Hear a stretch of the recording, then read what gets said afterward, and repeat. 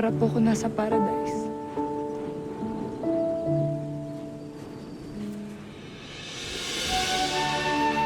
Ito po yung pinakamagandang view na nakita ko sa buong buhay ko. Dito rin po, sa lugar na to ako pinakamasaya. Lalo na pagkasama ko po yung taong pinakamamahal ko.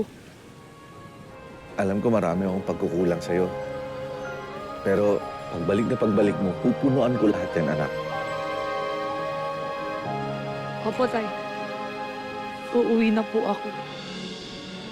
Paparibok na po ako ng ticket ko. Hihintayin ko pagbabalik mo, anak, ha? Huwag mo kakalimutan. Mahal na mahal kita. I love you, anak. I love you, Tay. I love you po.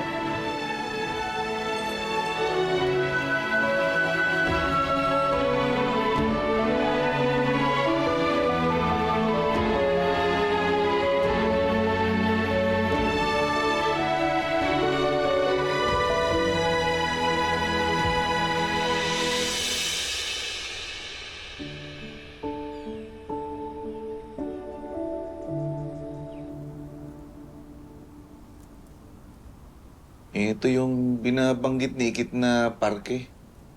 Na Malaparaiso raw yung ganda. Parang di naman. Mas maganda pa rin yung pasalan dito sa Daraita. Parang gani, don't you agree? Hindi naman, pare. Nag-aalala kasi ako eh. Kasi kanina nung magkausap kami ni Ikit, may kakaiba dun sa boses niya. Ano ba, parang matamlay. Hindi kaya meron siyang problema na ayaw sabihin sa akin. Ikaw naman. Napapraning ka na namin eh. Huwag mo alalahanin yung anak mo. Palaban yan. Kayang protektahan sarili niya. Ikaw talaga, oh. Teka, sandali. Maiba tayo ng usapan. Parang gani, narinig ko yung usap-usapan ng mga kasama natin kanina. Eh, may nakita silang surveyor doon sa campsite. Eh, may plano daw magtayo ng kasino. Anong kasino? Yung nabanggit mong project proposal na yun. Kalokohan. Teka, sandali. Ano ba yung nakasaad doon?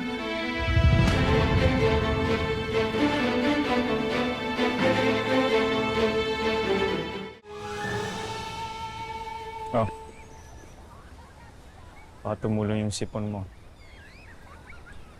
Eh, gusto ko na talagang umuwi. Ayoko na magtagal dito kasi gusto nga akong ipapulis ng pamilyang scammer na yun. Yung kaso, Friday pa yun eh. Wala akong pera pampalibo. Ganito na lang. Bigay mo sa akin yung full name mo. Bakit? Re-report mo ako, huwag ka naman na sumabay. Huwag kang praning. I need your full name kasi ako na bahala sa ticket mo. Sasabay na kita pa uwi. Be? Talaga? Sasabay mo ko, ililibre mo ko? Bakit? Ay, kuya, hindi ako ganong klase ng babae, ah. Hindi ako ganon. Hindi ko kaya ibigay sa'yo, kuya. Huwag po. I may be cocky but I'm not like that.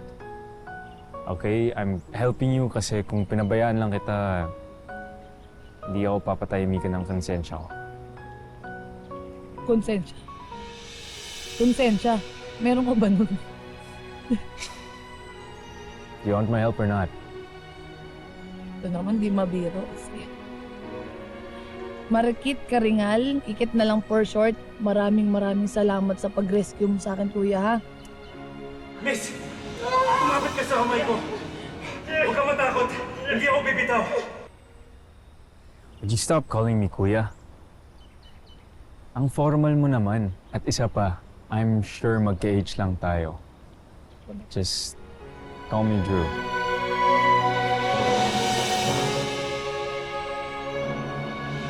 Alam mo, buti ka pa, apakabait mo sa akin.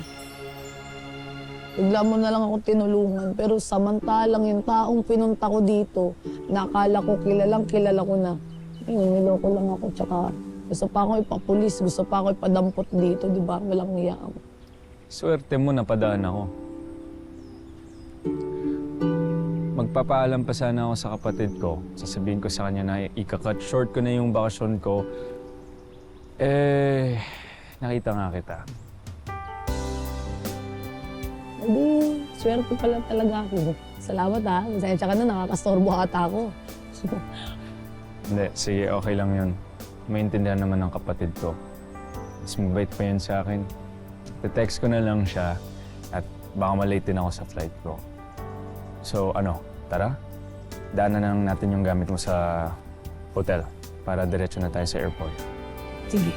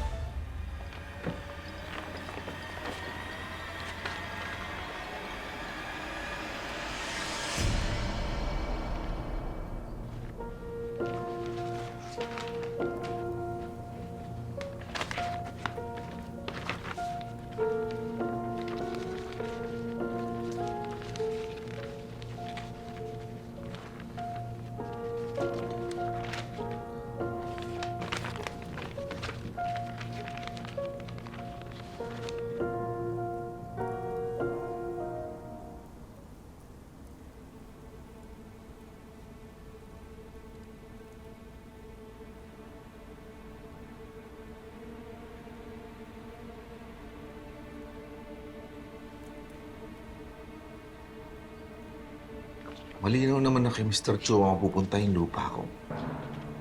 Pero ano ba talaga ang plano mo?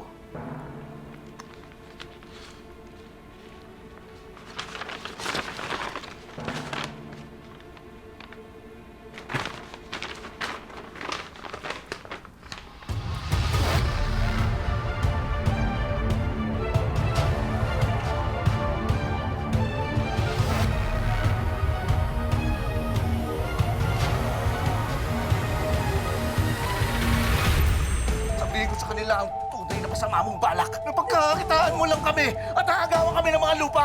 Ipinangako ko sa iyong babawi ako. Kaya hinihintay ko lang pagbabalik mo eh.